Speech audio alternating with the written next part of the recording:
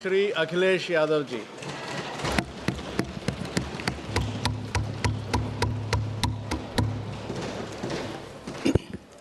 मैं सबसे पहले सभापति महोदय आपका मैं धन्यवाद देता हूं कि मुझे आपने बजट पे बोलने का समय दिया है। मैं तीसरा सदस्य इस पे बोल रहा हूं। मैं अभी में से पूर्व कांग्रेस पार्टी के नेता माननीय शशि थरूर जी जो बात कह रहे थे, उन्होंने बहुत सारे आंकड़े दिए हैं। सभापति महोदय, वही मिलते जुलते आंकड़े हमारे पास भी हैं। जब कभी जवाब आए तो शायद उन आंकड़ों का जवाब भी आए। और जब वो अपनी बातों को ख़त्म कर रहे थे तो वो एक शेर पढ़ के गए हैं। मिर्ज़ा गालिब का एक शेर पढ़ के गए हैं सभापति महोदय। सभापति महोदय, यही शेर अगर बीजेपी को पढ़ना होता तो बीजेपी कैसे पढ़ती? अगर यही शेर बीजेपी को पढ़ना पड़ता तो वो पढ़ते कि हमको मालूम है स्वर्ग की सच्चाई, लेकिन दिल को बहलाने के का गालिब ये ख्याल की जगह सोच अच्छा है। सभापति महोदय, यही फर्क है। सबका साथ, सबका विकास। सभापति महोदय, बोलने से पहले मैं जब बजट को देख रहा था और अक्सर सरकार को पिछले कई सालों से चलता हुआ मैं देख रहा हूं, मैं कहना चाहता हूं, क्यों झूठे ख्यालों में दिन रात करें, जो बनाते हैं हवा में बातों के महल, आओ उनसे कुछ जमीनी बात करें। सभापति महोदय, बजट आने से पहले और बजट आने के बाद पूरा देश और पूरे देश में ये बहस चल रही थी कि अमेरिका को लेकर के डील होने जा रही है। सभापति महोदय, मुझसे पहले अभी जो भारतीय जनता पार्टी की माननीय सदस्य बोल रही थी, और भारतीय जनता पार्टी का ये पक्ष है कि हम लोगों ने दुनिया में बहुत सारे देशों से फ्री ट्रेड एग्रीमेंट कर लिया है। सभापति महोदय, मैं भारतीय जनता पार्टी की सरकार से जानना चाहूँगा, अभी कितने देश और बचे हैं जिससे आप फ्री ट्रेड एग्रीमेंट नहीं कर पाए हैं?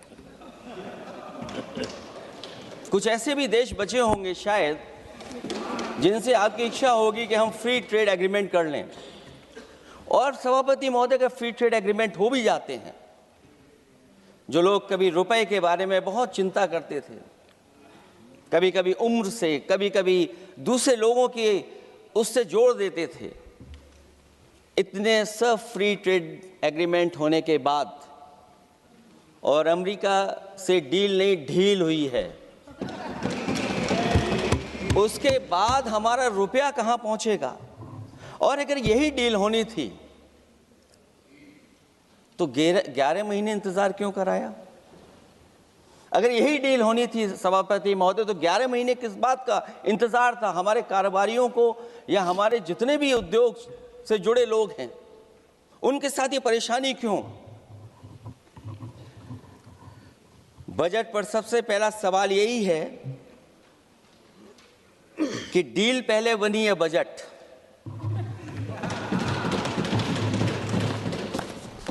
और बजट का हलवा यहां ज्यादा बटा के वहां। सभापति महोदय, स्वदेशी, आत्मनिर्भर, ये शब्द तो बहुत अच्छे लगते हैं, लेकिन जब डील हो गई है तो क्या इस बजट को लाने से पहले आत्मनिर्भरता और स्वदेशी को अपने अपने शब्दकोश से हटा दिया है, या इसको उल्टे अर्थ में विलोम शब्दकोश में डाल दिया है? और ये डील नहीं है जो हम आप सब समझ पा रहे हैं। शायद सत्ता पक्ष के लोग ये नहीं समझ पा रहे होंगे, लेकिन पूरा देश समझ रहा है कि हमने अपना बाजार एक बार और खोल दिया है। $500 बिलियन का व्यापार एक तरफा, हमारे आत्मनिर्भरता कहां जाएगी? स्वदेशी नारा हमारा कहां जाएगा? हमारे देश की जनता भाजपा से कह रही है कि जहां तक हमें मालूम है डील एक तरफा नहीं होती है। क्या ये बनी वहां पहुंची यहां जहां जैसे कोई एक पक्षी मान रहा हो? जनता भाजपा से यह भी जानना चाहती है कि 0 बड़ा के 18।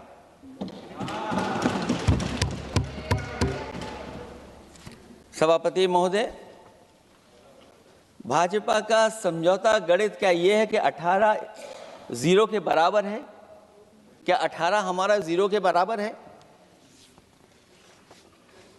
देश के किसानों, दुकानों, उद्योगों को बचाने के लिए खोखले शब्दों के अलावा भाजपा के पास कोई और सुरक्षा कवच या संरक्षण योजना है कि नहीं है? इसलिए मैं सभापति महोदय कहना चाहता हूं, ये बजट दिशाहीन है। इस बजट में कोई विजन नहीं है कि 2047 तक हमारा देश विकसित भारत बन जाएगा। और हम जैसे लोगों को, समाजवादियों को तो सरकार से पहले ही उम्मीद नहीं थी, और जिस सरकार से उम्मीद ना हो उसकी बजट से क्या उम्मीद होगी। इस बजट में पीडीए के लिए कुछ भी नहीं है। कोई योजना दलित, पिछड़ा, महिला, गरीब, अल्पसंख्यक या नवयुवक के विकास के लिए नहीं लाई गई है। ऐसा लग रहा है कि सरकार ने इनके बारे में सोचना ही छोड़ दिया है। और अगर जीडीपी हमारी 7% है और नॉमिनल जीडीपी की ग्रोथ केवल 8% है, जो कि लगभग 12% होनी चाहिए थी, इसके कारण लोगों के हाथ में कम पैसा है। और कारण यह भी लगता है कि हमारा प्राइवेट इन्वेस्टमेंट नहीं आ पा रहा है। जो लोग ये कहते हैं कि हम प्रति व्यक्ति आय बढ़ा रहे हैं, जो आंकड़े हमारे पास हैं, जो जानकारी हमारे पास है, वो आंकड़ा यही कहता है कि $3000 के लगभग प्रति व्यक्ति आय हमारी है। और अगर हम दुनिया से जब इतना ही जुड़ गए हैं तो 2025 की जो रैंकिंग है, हमारा स्थान 144वां है, 144th है। तो जहां हम इतना 10, 11, 12 साल से हम इतने बजट ला रहे हैं, क्या हमारे पर कैपिटा इनकम लोगों की नहीं बढ़ पाई? और सदन में, इसी सदन में कई बार ये पूछा गया कि जो लोग राशन प्राप्त कर रहे हैं, गरीबी रेखा से नीचे हैं, कम से कम उनकी पर कैपिटा इनकम क्या, ये तो बताना ही चाहिए सरकार को। और पिछड़ेपन को दूर करने के लिए कोई विजन नहीं दिखता इस बजट में। जैसे जब बजट आता है तो बजट में ढूंढते हैं हम लोग कि हमारे स्टेट के लिए क्या और खास नया आया होगा। उत्तर प्रदेश जैसा प्रदेश जहां पर डबल इंजन की सरकार को बहुत कुछ कहा जाता है कि डबल इंजन की सरकार है, हम विकास भी डबल करेंगे, लेकिन मैं देखता हूं उत्तर प्रदेश के लिए कोई खास योजना ऐसी नहीं आई है जिससे उत्तर प्रदेश के 25 करोड़ लोगों को कुछ मुख्य धारा से जोड़ा जाए। वैसे तो बड़े बड़ी योजनाएं बताई जा रही हैं कि हमारे कई फ्रेट कॉरिडोर्स बन रहे हैं, वाटरवेज बन रहे हैं, एक्सप्रेसवेज बन रहे हैं, लेकिन उत्तर प्रदेश जहां से प्रधानमंत्री जी आते हैं, भविष्य में जो बनेंगे एक्सप्रेसवे, लेकिन भारत सरकार के बजट से कोई भी अभी एक्सप्रेसवे वहां पर नहीं बना। अगर कोई बना हो, नया बन रहा हो, बड़ा बन रहा हो तो बताएं। और जो बने भी हैं वो उस मानक, उस क्वालिटी के नहीं हैं जिस क्वालिटी के आज विकसित भारत के एक्सप्रेसवे होने चाहिए। जो लोग भ्रष्टाचार पे बड़े बड़े सवाल उठाते हैं, वो कम से कम अपनी सड़कों को देखें, अपने एक्सप्रेसवेज को देखें कि उन्होंने क्या बना करके खड़ा इतने हजारों करोड़ रुपए खर्च करने के बाद। इनके सबसे पहले प्रधानमंत्री अटल बिहारी वाजपेयी जी, उनके नाम से कोई एक्सप्रेसवे बन रहा था। सभापति महोदय, हम लोगों ने अखबारों में पढ़ा कई लोग स्टेटमेंट भी देते हैं कि हम एक्सप्रेसवे बना रहे हैं, उनके नाम से बनने के साथ साथ उनका नाम भी बदल दिया। पहले वो चंबल एक्सप्रेसवे बन रहा था, फिर अटल जी के नाम से एक्सप्रेसवे बन रहा था। लगता है वो जमीन पर नहीं उतरा है, वो केवल कागजों पे बन रहा था। तो ये तो एक्सप्रेसवे की बात हुई। सबसे बड़ा सवाल ये है कि किसान को लेकर के इन्होंने कहा कि किसान की हम आय दोगुनी कर देंगे। आज हमारा किसान इस उदारीकरण में कहाँ खड़ा है? जिस किसान को लेकर के पूरे देश के सभी राजनीतिक दल चिंतित रहते हैं, इस डील के बाद हमारे किसानों का हाल क्या होगा? और जब सब कुछ विदेश से ही आएगा तो हमारा किसान भारत में क्या उगाएगा, जमीन पर क्या उगाएगा और क्या बेच पाएगा? सभापति महोदय, सरकार ने बड़ा बड़ा बजट पेश किया, कहा कि हम एग्रीकल्चर इंफ्रास्ट्रक्चर तैयार करेंगे, एग्रीकल्चर इंफ्रास्ट्रक्चर से हम मंडियां तैयार करेंगे, बाजार तैयार करेंगे, एमएसपी लागू करेंगे। हमारे किसान जब काले कानून के खिलाफ लड़ रहे थे, बड़ी संख्या में जान चली गई, उसके बाद सरकार कहीं पीछे हटी और उन्होंने काले कानून वापस लिए। लेकिन आज भी किसानों को जो कानूनी गारंटी मिलनी चाहिए वो अभी तक एमएसपी की कानूनी गारंटी सरकार नहीं दे पाई है। और जो तेज क्रॉप और हॉर्टिकल्चर क्रॉप और दूध को लेकर के सरकार दावा करती कि हम सब्जियां इतना, हॉर्टिकल्चर क्रॉप्स हमारी इतनी ग्रो कर गई हैं, हम दुनिया में इतना पैदा कर रहे हैं। दूध के जब आंकड़े बताते हैं कि दुनिया में हम दूध का उत्पादन इतना कर रहे हैं, और अगर आपका बजट ही विकसित भारत का बजट है, तो हमारे हॉर्टिकल्चर क्रॉप्स और जो हमारा किसान दूध का उत्पादन कर रहा है, दूध का उत्पादन हो रहा है, उसके लिए एमएसपी की गारंटी कब देंगे आप लोग? और गारंटी हम लोग इसलिए मांग रहे हैं क्योंकि उसको घर कैसे बनाएगा, घर कैसे चलाएगा? अगर उसको लाभ नहीं मिलेगा, बच्चों को कैसे पढ़ाएगा, अपनी बेटियों को हंसी खुशी विदा कैसे कर पाएगा? और इधर तो जहां फसल की कीमत नहीं मिल पा रही है, सभापति महोदय, सोने के भाव कहां पहुंच गए हैं? पहले गरीब सोचता था जब हम अपनी बेटी की विदा करेंगे तो कुछ सोने का एक सामान खरीद करके दे देंगे उसको। जैसे जैसे बीजेपी की सरकार चली और आगे बढ़ती गई, 12 साल ऐसे हैं आ गए कि अब तो चांदी तो दूर, अगर यही सरकार चलती रही तो लोहे पर पीतल चढ़ाकर भी गरीब अपनी बेटी की विदाई नहीं करा पाएगा। कैसे अपने भविष्य के लिए 2 पैसे जमा कर पाएगा? मतलब आज क्या खाएगा, कल के लिए क्या बचा पाएगा? ये किसानों के बड़े सवाल हैं। भाजपाई किसानों को लाभ नहीं पहुंचाना चाहते हैं, ये किसी और को लाभ पहुंचाना चाहते हैं। कुछ अदृश्य लोग हैं जिनको लाभ पहुंचाना चाहते हैं, क्योंकि इनका बजट, जो बजट बनाते हैं, वो आम जनता का ना उसमें जिक्र है ना फिक्र रहती है। और अगर फिक्र होती उनको तो किसान की खाद समय पर मिल जाती, उनको बीज समय पर मिल जाता, सस्ती बिजली उपलब्ध हो जाती, सिंचाई या सिंचाई मुफ्त हो जाती थी। और मुझे याद है सभापति महोदय, समाजवादी सरकार में हम लोगों ने किसानों की सिंचाई मुफ्त करने के भी फैसले लिए।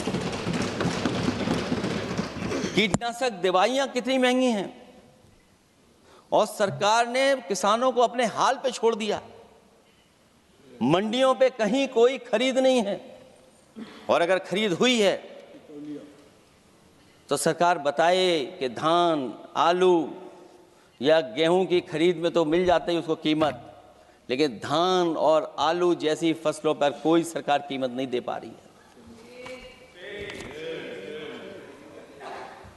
महंगाई बेतहाशा बढ़ने पर भी इस बजट में जनता को टैक्स में न छूट देना टैक्स शोषण है। अमीरों के काम कारोबार और घूमने फिरने पर 10 तरह की छूटें दी गई हैं, लेकिन बेकारी बेरोजगारी से जूझ रहे लोगों की उम्मीदों की थाली खाली है। मध्यम वर्ग अपने आप को ठगा महसूस कर रहा है। शोषित, वंचित, गरीब व्यक्ति जहां था वैसे भी नीचे जाता दिख रहा है। इस बजट ने उसके चादर में पैबंद लगाने की जगह उसे और चिथड़ा कर दिया है, क्योंकि सामाजिक सुरक्षा केवल शब्दों की औपचारिकता रह गई है।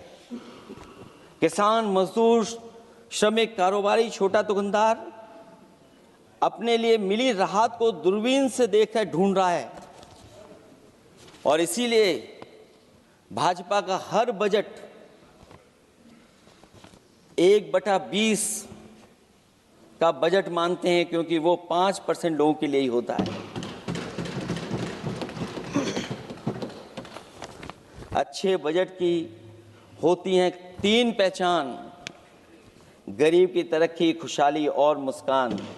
शायद इस बजट ने तीनों चीजों को छीनने का काम किया गरीबों से। दूसरा विषय, स्वास्थ्य को लेकर के बहुत हमारा गरीब समय समय पर परेशान रहता है। स्वास्थ्य को लेकर के जो ठोस कदम सरकार को उठाने चाहिए, वो सभापति महोदय सरकार नहीं उठाती दिख रही है, और जितना भी स्वास्थ्य सेवाएं हैं वो ठप होती चली जा रही हैं। मैं उत्तर प्रदेश की बता सकता हूं, मुझे याद है सभापति महोदय, पहला जो भारत सरकार और प्रदेश सरकार को मिलकर के पहला हॉस्पिटल, मेडिकल कॉलेज शाहजहांपुर का बना था, जिस समय भारतीय जनता पार्टी के उस समय के स्वास्थ्य मंत्री और मैंने मिलकर के उसका उद्घाटन किया था। उसके बाद जो प्रचार में तो ये बहुत आगे हैं, प्रचार में तो ये कहते हैं कि हर डिस्ट्रिक्ट में हर हॉस्पिटल, हर डिस्ट्रिक्ट में एक हॉस्पिटल या मेडिकल कॉलेज, लेकिन सच्चाई तो ये है कि इन हॉस्पिटलों में इलाज नहीं है, दवाई नहीं है, ऑपरेशन के लिए कहाँ जाना पड़ता है, भटकना पड़ता है। और जिस तरीके से अभी जिन लोगों ने इंश्योरेंस या LIC में किस्त दी होगी, वो जानते होंगे कि महंगाई कम नहीं हुई है, महंगाई बढ़ी है, किस्तें बढ़ गई हैं। उदाहरण के लिए दिल्ली के एम्स के लिए 5,600 करोड़ रुपए, और आयुष्मान भारत के लिए पूरे देश के लिए सरकार ने जो बजट रखा है वो 4,700 करोड़ रुपए है।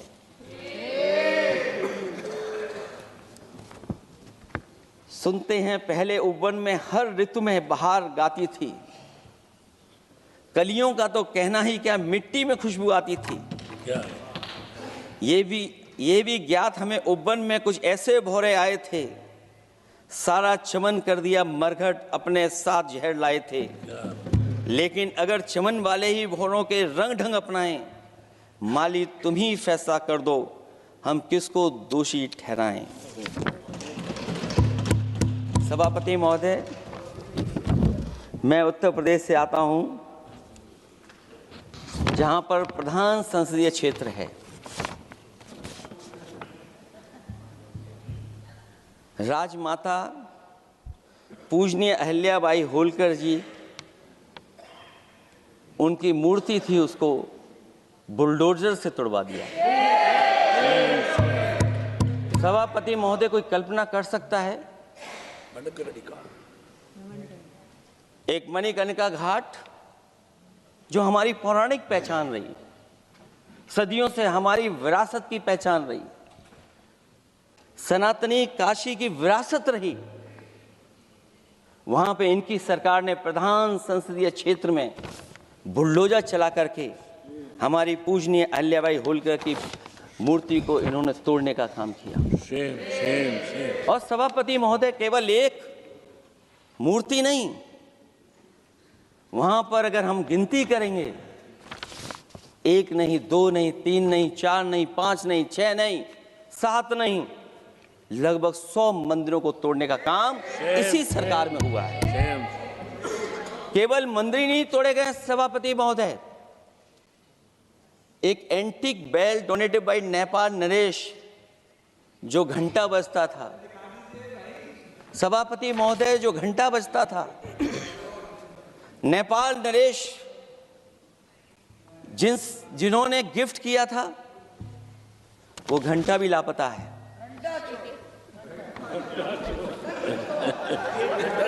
केवल घंटा ही लापता नहीं है।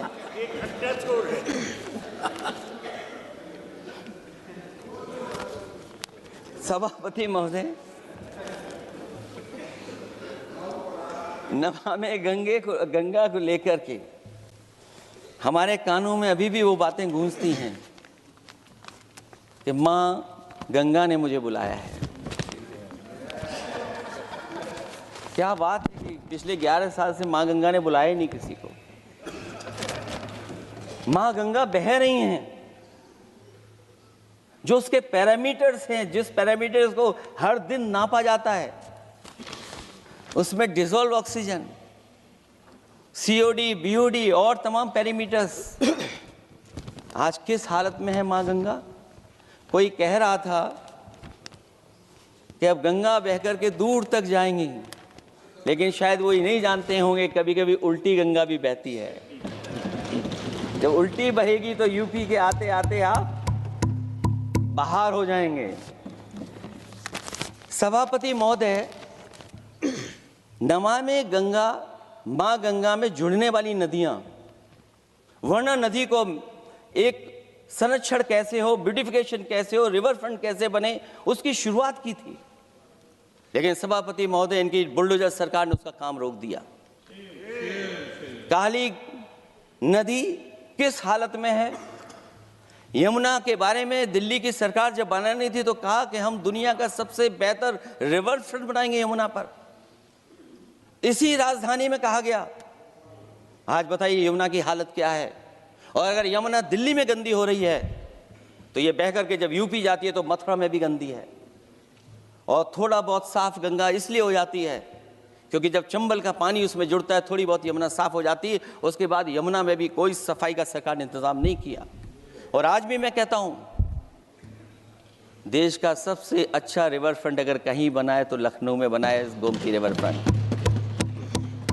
जो लोग ये कहते हो कि दूसरा रिवर फ्रंट अच्छा है, मैं उनसे कहूंगा कभी लखनऊ के रिवर फ्रंट पर भी घूम करके आइए, तब आपको मालूम पड़ेगा कि रिवर फ्रंट क्या होता है।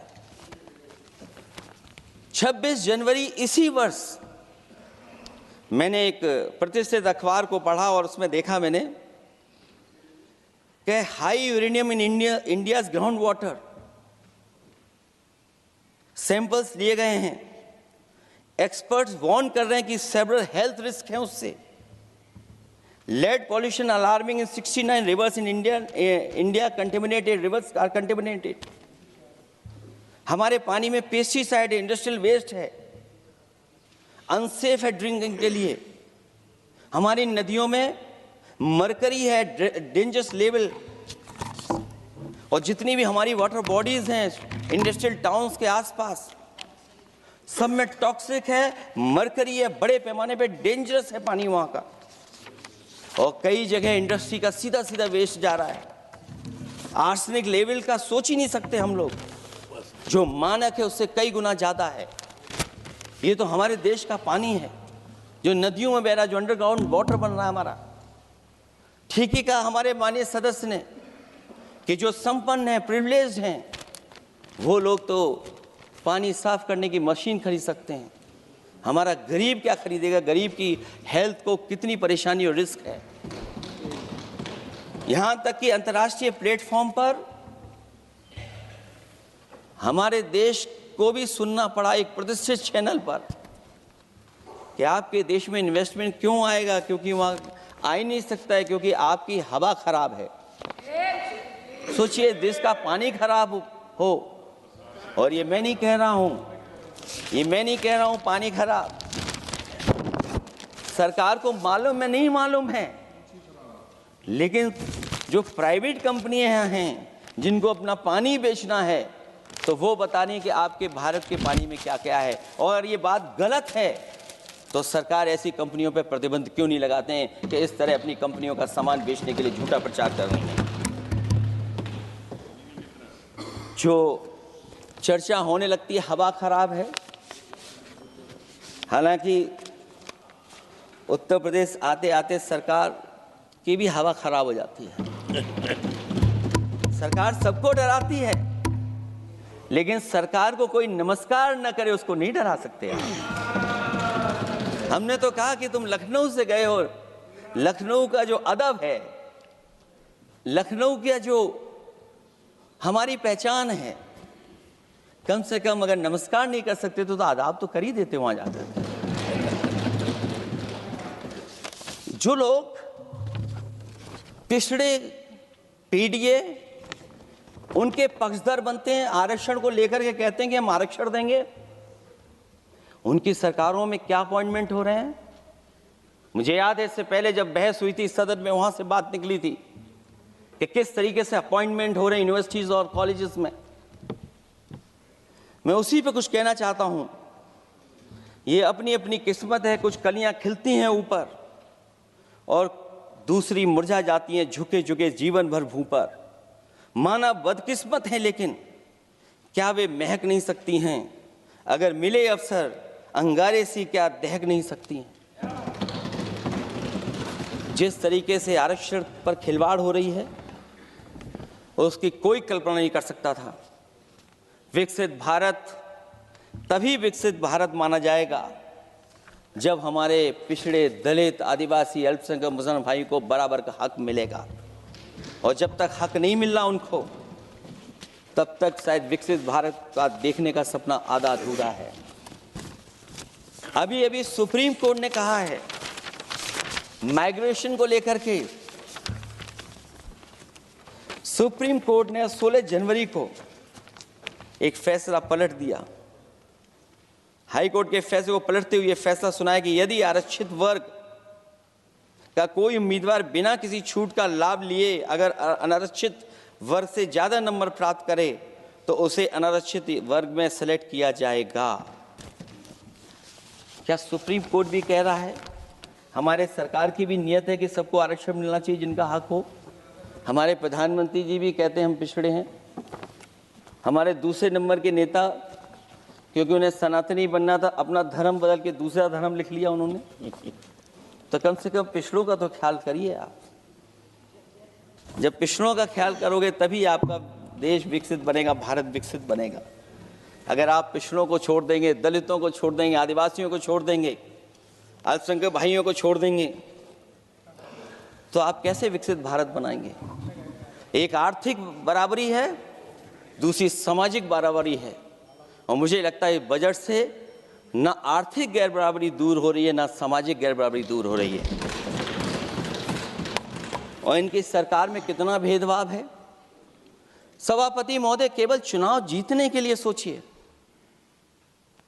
एक 72 साल के बुजुर्ग पर, मोईद खान साहब, आप जानते होंगे आपके क्षेत्र में, मदरसा टाउन एरिया। सभापति महोदय, बीजेपी का लक्ष्य केवल है चुनाव जीतना। इन आंकड़ों से क्या मतलब? और आंकड़ों के अगर ये ठीक आंकड़े होते सभापति महोदय, तो इन्होंने कहा था कि बुलेट ट्रेन हम 1 लाख करोड़ की बनाएंगे। आज बुलेट ट्रेन 2 लाख करोड़ की कैसे हो गई? सभापति महोदय कहा कि हम 1 लाख करोड़ में बनाएंगे बुलेट ट्रेन। और बुलेट ट्रेन केवल संपन्न स्टेटों में क्यों? हमारे बंगाल, बिहार और यूपी में क्यों नहीं? और अगर आप हाई स्पीड बुलेट ट्रेन लाना चाहते हैं तो 1 लाख करोड़ का बजट दिया था, 2 लाख करोड़ बजट हो गया। यूपी में जब बनेगा तो पता नहीं कब बनेगा, कौन जानता है कब बनेगा। चुनाव जीतने के लिए इनकी सरकार के लोगों ने झूठा फंसाया। ये सब जुमला है, जुमला। झूठा फंसाया, और इसलिए फंसाया कि वो मुस्लिम है, इसलिए फंसाया। 72 वर्ष के बुजुर्ग को 19 महीने जेल में रखा गया। समाजवादी पार्टी को बदनाम किया गया, और केवल इसलिए कि चुनाव जीत जाए आप, अयोध्या का चुनाव जीत जाए, क्योंकि अयोध्या का चुनाव हारे थे आप लोग। मैं अयोध्या की महान जनता का धन्यवाद देता हूं कि उन्होंने कम्युनल पॉलिटिक्स का समापन किया है। वो विकास के रास्ते पे जाना चाहते हो। मैंने पहले भी कहा, फिर कहता हूं, आपका विकास अयोध्या का तो मैं जानता हूं कैसा है, क्योंकि लोगों ने काशी को क्यूटिव बनते नहीं देख पाए। अगर हम सब सदस्य हैं और हमारे प्रधान संसद के संसदीय क्षेत्र को अगर हम क्यूटो न बना पाए, आप विरासत मिटा रहे हैं वहां पर। कई सौ पुरानी दाल मंडी जिसमें केवल वोट नहीं मिलता, इसलिए दाल मंडी को आप डिमोलिश कर देंगे आप। अल्पसंख्यक बनारस और इसको अयोध्या को जीतने के लिए 72 वर्ष के एक व्यक्ति को झूठा केस लगाया, झूठा फंसाया, जेल भेज दिया। और न केवल उसको जेल भेजा बल्कि उसकी दुकानें और उसकी बेकरी पर भी बुलडोजर चला दिया आपने। क्या डेमोक्रेसी में हमारे बुलडोजर का कोई स्थान है क्या? हाई कोर्ट कहता है कि आप फैसला सुना सकते हैं क्या? कोर्ट कहता है कि आप कौन हो गए फैसला सुनाने वाले लोग? और फिर आप लोग कहते हैं कि हर घर जल और नल। सभापति महोदय, इन्हीं के विधायक ने मंत्री जी को घेर लिया, इन्हीं के विधायक ने मंत्री जी का अपहरण कर लिया और ये कहते हैं कि हम तो, हमारे कोई अराजकता नहीं है। ये कहते हैं इन्वेस्टमेंट लाएंगे, हम एमओयू साइन करेंगे। सभापति महोदय, देश के प्रधानमंत्री, देश के सबसे बड़े उद्योगपति उत्तर प्रदेश पहुंचे थे, एमओयू साइन किए गए, लाखों करोड़ के एमओयू साइन हुए। और एमओयू साइन होने के बाद जमीन पर कितना उतरा ये बताए सरकार। एमओयू के बाद सरकार बताए कितना जमीन पर उतरा है। इन्होंने जब कश्मीर का 370 हटा रहे थे सभापति महोदय, हाँ ना, बजट ही है ये एमओयू में, क्योंकि इंसेंटिव अगर नहीं देंगे तो कौन आपका इन्वेस्टमेंट लाएगा? ये राज्य का विषय नहीं है सभापति, राज्य से प्रधानमंत्री आते हैं। और आपने ये कहा कि प्रधानमंत्री के क्षेत्र में हमने देश में कहा कि हमने 1000 किलोमीटर मेट्रो बिछाई है। आपने देश के प्रधानमंत्री के क्षेत्र में क्यों नहीं मेट्रो बिछाई? क्यों नहीं बिछाई आपने? आपने देश के प्रधानमंत्री के क्षेत्र को एक्सप्रेस वे से क्यों नहीं जोड़ा आपने? क्योंकि आपके पास बजट नहीं है। अटल बिहारी वाजपेयी जी के आपने नाम से एक्सप्रेस वे क्यों नहीं बनाया, बताइए आप? ये बजट नहीं है आपके पास।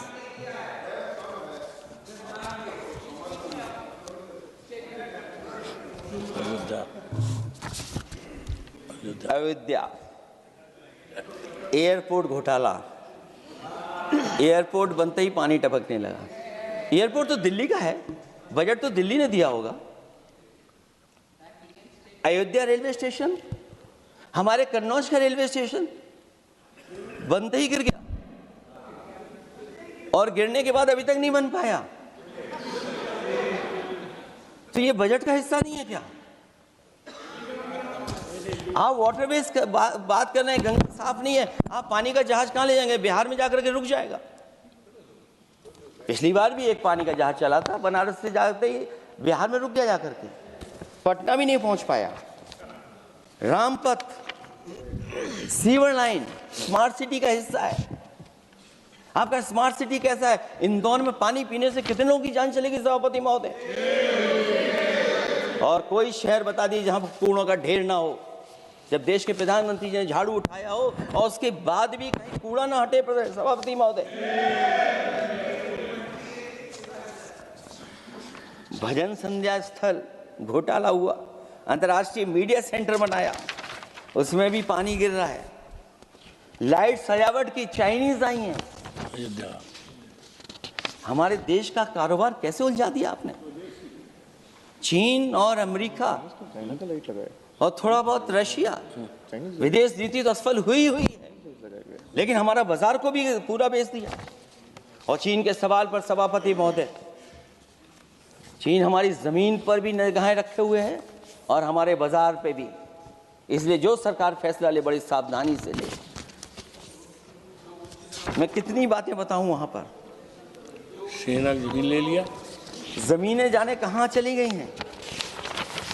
इसलिए सभापति महोदय, ये बजट दिशाहीन है। ये 2047 में हमारा विकसित भारत तो नहीं बनेगा। और जिस तरीके से बेरोजगारी बढ़ी है, बेरोजगारी को लेकर के जो चिंता रही, हमेशा रहती थी, और जो सरकार ने बड़े बड़े फैसले भी लिए थे, जानकारी दी थी कि हम बेरोजगारी ऐसे दूर कर लेंगे। मेक इन इंडिया का जो सपना दिखाया था, आखिरकार मेक इन इंडिया का सपना कहाँ पूरा हो पा रहा है? मेक इन इंडिया का जो शेर था वो जंग खा रहा है सभापति महोदय। जो योजना लेकर के आए थे, एम्प्लॉयमेंट लिंक्ड इंसेंटिव्स। सरकार बताए कि हमें कितना उसमें लाभ पहुंचा है। 2024-2025 के बजट में इन योजनाओं के लिए 33,000 करोड़ रुपए आवंटित किए गए थे, लेकिन खर्च कितना हुआ? 1,700 करोड़ रुपया केवल। एक आपने पिछली बार सपना दिखाया था कि इंटर्नशिप की योजना, इंटर्नशिप वाली योजना जो घोषित की, जिसके लिए 10,000 करोड़ रुपए आवंटित किए थे आपने, लेकिन उसमें खर्च कितना हुआ है? 500 करोड़ रुपया। और जो लक्ष्य रखा था आपने रखा था 5 साल में 1 करोड़ लोगों को, लेकिन इसमें आए कितने? 1,65,000 लोगों ने फॉर्म भरा, ऑफर दिया उन्होंने, लेकिन फाइनली जिसमें ऑफर, जिसका सिलेक्ट हुआ, वो केवल 16,000 लोगों को काम पहुंचा है। सोचिए, हमारा देश इतना बड़ा, जहां करोड़ों को आप इस योजना से जोड़ना चाहते थे, केवल 16,000 लोग जाएंगे उसमें। ये आपको बेरोजगारी खत्म करने की योजना है आपकी?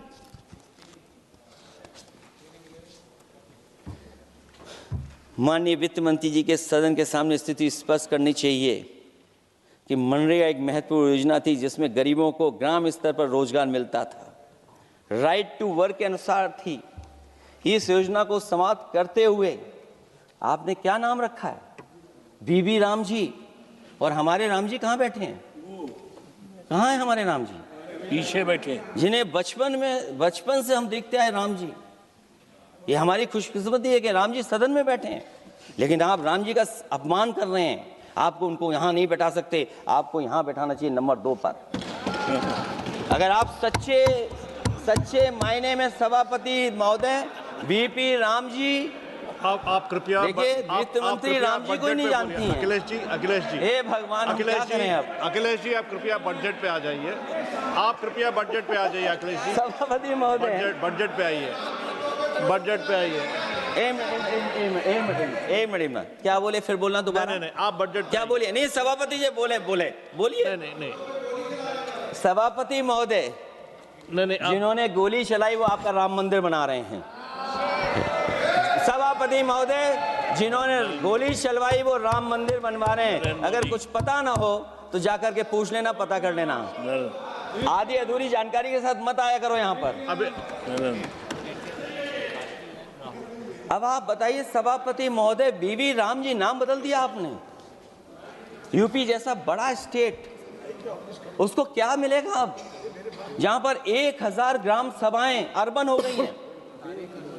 जब 1,000 ग्राम सभाएं अर्बन हो गई हैं और 40% व्यय प्रदेश सरकारों पर डाल दिया गया है, ये स्कीम कैसे चलेगी आपकी? मैंने पहले ही कहा था कि एमएसपी की लीगल गारंटी मिलनी चाहिए। और जिस तरीके से किसान आत्महत्या कर रहा है, एनसीआरबी के आंकड़े सरकार के पास होंगे कि किसान कितनी आत्महत्या कर रहा है। जिन्होंने ये कहा कि 2022 तक हम दोगुनी आय कर देंगे। आप बताइए, आलू की पैदावार की क्या आय दोगुनी हो गई? धान की पैदावार करने वाले की आय दोगुनी हो गई। आपको गाय से बहुत प्रेम है। हमारे क्षेत्र में खुद एक काऊ मिल्क प्लांट बना, यूपी का पहला काऊ मिल्क प्लांट। आपकी सरकार ने उसको बंद कर दिया। आप कहते गाय की सेवा करो, लेकिन पहला यूपी का काऊ मिल्क प्लांट वो आपसे बंद हो गया। अगर शायद हम ऊंट के मिल्क की चॉकलेट बना रहे होते उस प्लांट से, तो वो प्लांट चलता रहता। आय दोगुनी कितनी हुई है बताएं सरकार? मत्स्य पालन और पशुधन विकास की तरफ सरकार का कोई ध्यान नहीं है। सरकार का कहना है कि वित्त अच्छी हुई है, लेकिन क्या कारण है कि एफडीआई में लगातार कमी आ रही है? विदेशी इन्वेस्टर्स क्यों बाहर ले जा रहे हैं? भारत में इन्वेस्ट करने के लिए क्यों नहीं इच्छुक हैं? और शेयर मार्केट क्यों इतनी जल्दी गिर जाता है? रुपए के मूल्य में डॉलर के विरुद्ध निरंतर गिरावट आ रही है। और इसके बाद सभापति महोदय, इस डील और ढील के बाद हमारा रुपया कहां होगा, ये सरकार जरूर बताए हमें। मैन्युफैक्चरिंग में कोई सुधार नहीं हो रहा है। अभी भी हम जीडीपी के 15% पर मैन्युफैक्चरिंग पर निर्भर हैं, जबकि मैन्युफैक्चरिंग के शेयर मेक इंडिया के अनुसार अभी तक 25% होना चाहिए था। इससे स्पष्ट लगता है कि मेक इन इंडिया, आत्मनिर्भर भारत और PLI योजना सफल नहीं हो पाई हैं और उसी का परिणाम है कि आज हमारे नौजवानों को रोजगार और नौकरी नहीं मिल पा रही है। सरकार उद्योगपतियों के साथ खड़ी है। सरकार द्वारा लेबर कोड्स लाए गए हैं, जिन लेबर रिफॉर्म्स के रूप में दर्शाया जा रहा है वो लेबर कोड एम्प्लॉयर के हित में है, लेबर के पक्ष में नहीं है और मजदूरों के नहीं है। अब अधिकांश उद्योगों द्वारा लेबर को कोई भी नौकरी से निकाला जा सकता है। इतना तानाशाही होगी कि जब चाहेंगे तब निकाल देंगे। उनके 8 घंटे से अधिक काम कराया जा सकता है। परमानेंट एम्प्लॉयमेंट की बजाय कॉन्ट्रैक्चुअल एम्प्लॉयमेंट की व्यवस्था की है सरकार ने। सोचिए, यही सरकार है कि सबका साथ सबका विकास। एयर पॉल्यूशन को लेकर के मैं पहले ही कह चुका हूँ और शहरी विकास तो इनका मैंने क्यूटो को मैं देखा है, इसलिए उस क्यूटो के बारे में मैं ज़्यादा नहीं कहना चाहता हूँ। अंत में मैं इतना ही कहूँगा कि स्वास्थ्य और शिक्षा के केवल 10% और 14.2% बजट बढ़ाया गया है, जबकि पिछले वर्ष का पूरा बजट इन दोनों मदों में खर्च ही नहीं किया गया है। आखिरकार सरकार बताएगी खर्च क्यों नहीं हुआ, आखिर क्या कारण है, किसकी वजह से खर्च नहीं हुआ है। जल जीवन मिशन में 50,000 करोड़ रुपए खर्च नहीं हो पाए हैं और प्रधानमंत्री आवास योजना में 40,000 करोड़ रुपए, और हमारे देश के प्रधानमंत्री ने गांव गोद लिया था। वो लगता है उस गांव को अनाथ छोड़ दिया है प्रधानमंत्री जी ने, वो गांव ही अनाथ छोड़ दिया है। RBI के डेटा के अनुसार इनकम में जो नीचे 80% हैं, उनकी इनकम का शेयर 36% से घट करके 32% हो गया है और हर वर्ष में रियल वेजेस 2% कम हो रही हैं। आखिरकार इसका कारण क्या है? मुझे उम्मीद है सरकार बताएगी कि इसका कारण क्या है कि जिसकी वजह से लगातार गिरावट होती जा रही है। मैं रैंकिंग में नहीं जाना चाहता हूं कि हमारी रैंकिंग कहां है, गैर बराबरी की रैंकिंग में हम कहां पहुंच गए हैं, हम कितना नीचे पहुंच गए हैं। जो तरह तरह की रैंकिंग समय समय पर आती हैं, उन रैंकिंग के बारे में सरकार को ज़रूर पता होगा कि हम एजुकेशन इंडेक्स में कहाँ हैं दुनिया में, हम हेल्थ इंडेक्स में कहाँ हैं दुनिया में, और जो एयर क्वालिटी के इंडेक्स है उसमें हम दुनिया में कहाँ हैं। इसलिए सभापति महोदय, मैं अंत में इतना ही कहना चाहता हूँ कि ये बजट दिशाहीन है। 2047 तक विकसित भारत तो नहीं बनेगा, लेकिन हमारे गरीबों के साथ बहुत अन्याय होगा। जिस तरह AI पे बात की गई है, AI अगर अच्छाई और भलाई के लिए हो तो अच्छी बात है, लेकिन पता नहीं भारतीय जनता पार्टी पे कितना रिसोर्सेज हैं कि AI और जितना भी हमारा वो है जो बजट है, वो सबसे ज़्यादा खर्च वो करते हैं दूसरों को बदनाम करने के लिए। इसलिए इन्हीं शब्दों के साथ मैं सभापति महोदय का धन्यवाद देता हूं। मैं उम्मीद करता हूं कि सरकार इस बजट को गरीबों की तरफ मोड़ेगी, PDA के लोगों की तरफ मोड़ेगी, जिससे वो भी मुख्य धारा में खड़े हो सकें। बहुत बहुत धन्यवाद।